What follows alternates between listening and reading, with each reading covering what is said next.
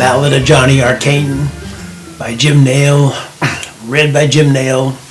Chapter 7, Johnny Arcane, Messenger, Part 2.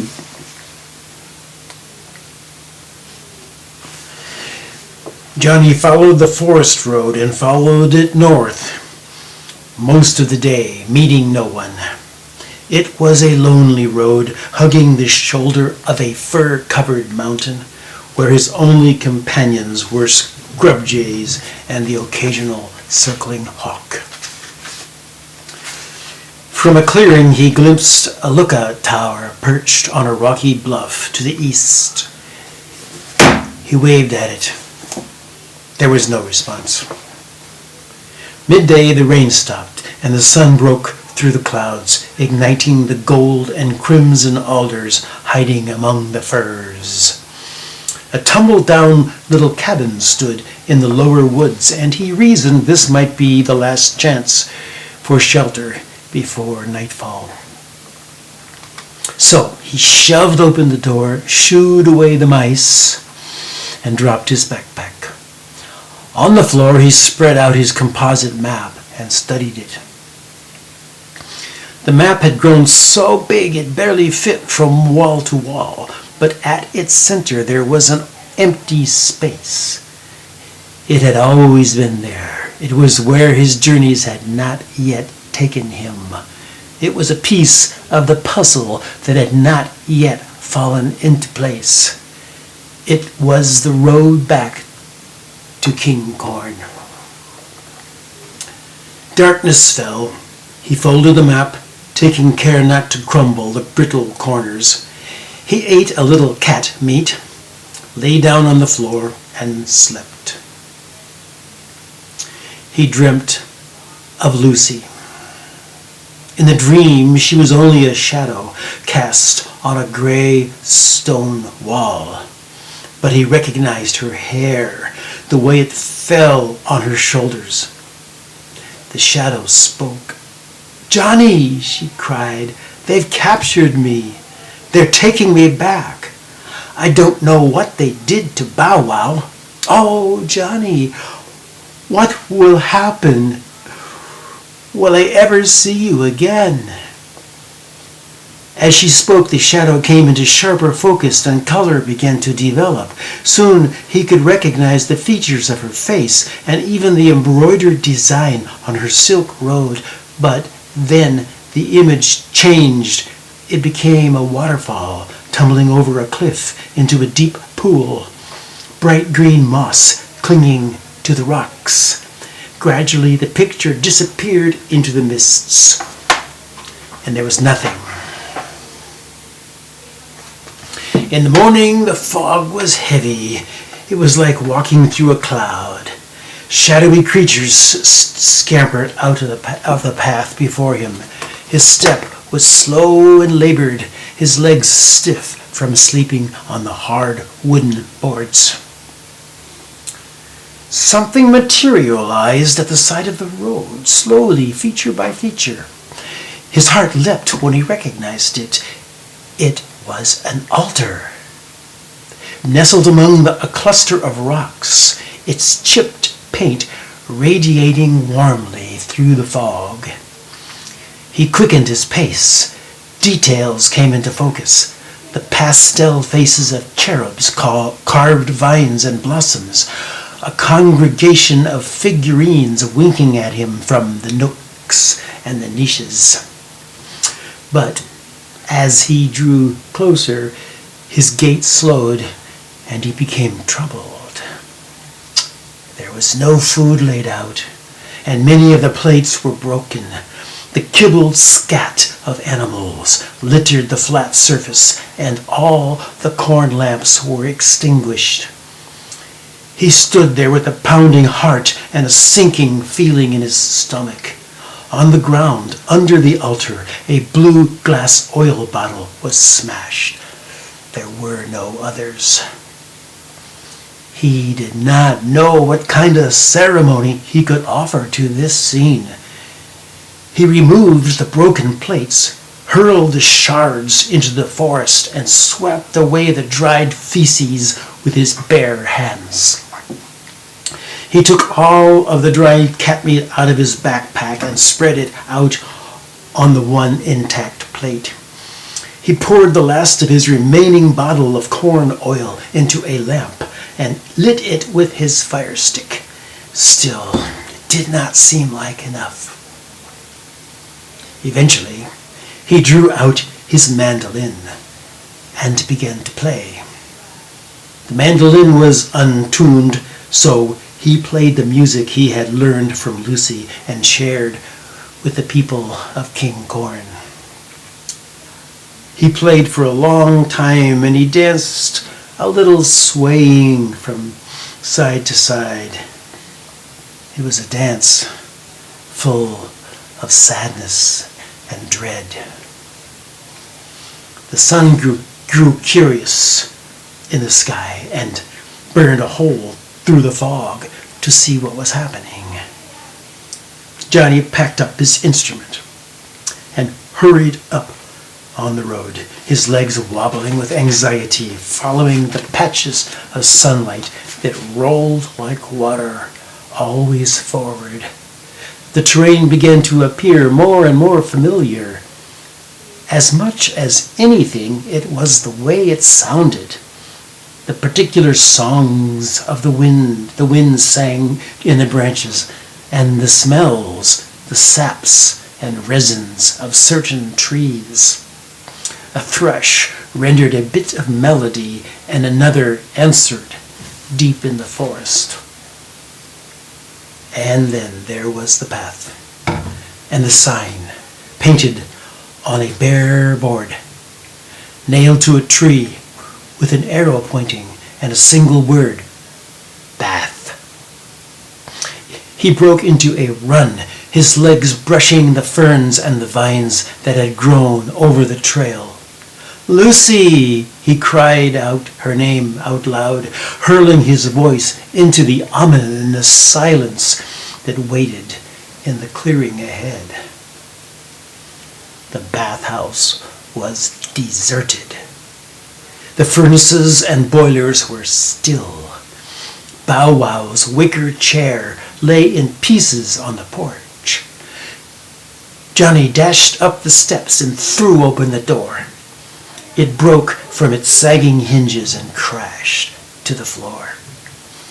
In the dim light, he could see that the pool was empty and littered with debris. Part of the roof above had caved in, and flies were swarming everywhere. From the dry rocks where the aqueduct once tumbled, a gray cat snarled and fled.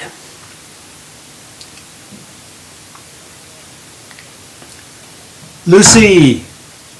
Johnny turned and ran back outside, through the furnaces and the empty vats, up the fern-clad steps to the cabin.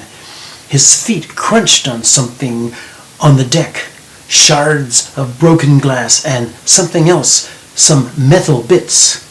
The ladles. They were strewn about on the boards, and the cord lay crumpled in the corner. Inside the cabin was chaos. Figures had been blackened onto the walls by torches, strange runes in an alphabet he had never seen before. The wood stove was gone, the metal chimney pipe dangling from the ceiling. The mattress had been torn from the bed and lay swanch-wise on the floor, its batting ripped open where the mice had nested.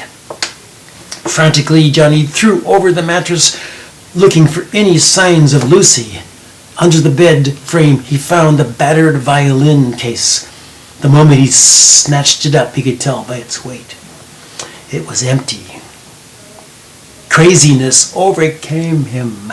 He threw himself about the room, grabbing anything his hands could reach and hurling it in any direction it would go. He smashed the table and used one of its legs to batter down the dangling stovepipe. In the corner behind the pipe, a hornet's nest clung. He smashed this too, but the hornets were long gone. With his bare hands, he ripped open the mattress, releasing a haze of moldy spores. There was nothing left of her. Nothing. Twice she had come to him in a dream and pleaded for her rescue. His thoughts ripped through his brain like fire. How could he have traveled through 5 summers without returning to this place? He had walked as if though walking in a dream, her memory dwindling into a mere concept, a belief. Like the rituals that kept the border sealed. He had given in to the lure of the boundaries that kept her out. Oh, Lucy, I would save you again and again if only you had come with me. What made me think I could go alone? Oh, Lucy, come back to me. Tell me where you are. Send me a message. I will save you again and again. I will save you. Lucy, Lucy, I will find you. I will save you. Spent with exhaustion, his arms and legs folded, and he fell onto the moldy mattress. His tears flowed like the waters of the river only, and he moaned her name over and over until it became a song, and the song became a lonesome lullaby, and he drifted off to sleep. He dreamt nothing. The first thing he saw on waking was his backpack propped against the wall, and he remembered he had a task to complete. He had a message to deliver to Burlyman, the mayor of King Corn. Once he had done this, the circle would be complete, the map finished. This buoyed him a little, and he felt spent of all his emotions from the night before. He wanted to be out of this place. He wanted to be moving. He wanted to be on the road. Still, he thought, there must be something he could take from here. Some talisman of the moment. Something to mark his resolve. Or perhaps there was something he should leave here. A dolmen of sorts. Yes, a dolmen. But what? He had nothing.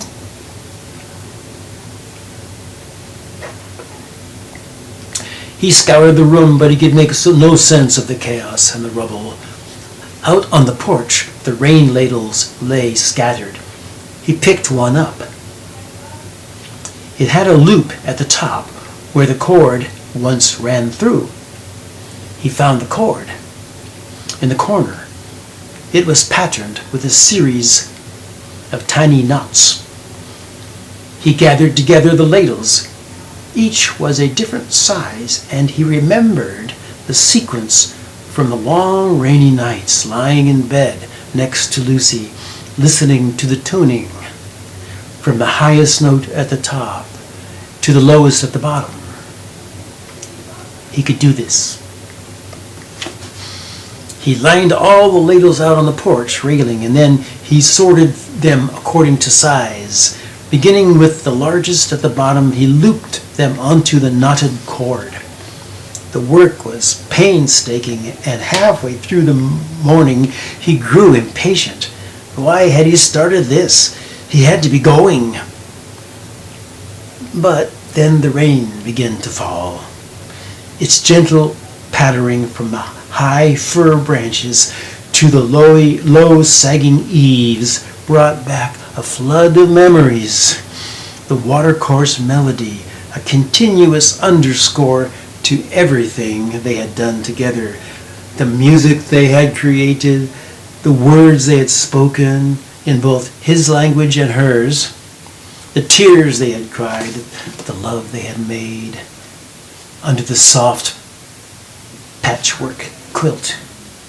It may take a long time to find her. He would not give up. By the time he tied the last ladle, the rain song was full and mournful. He hung the cord from the peg on the porch, and the cups began to fill. He recognized the first note, and the second, and then the third. Just after the fourth note struck, the first repeated, and so began the fugue that had filled the 7 days and nights he had spent with Lucy. He sat on the porch stoop and listened through 7 full cycles. Then he hefted his backpack and started out into the rain.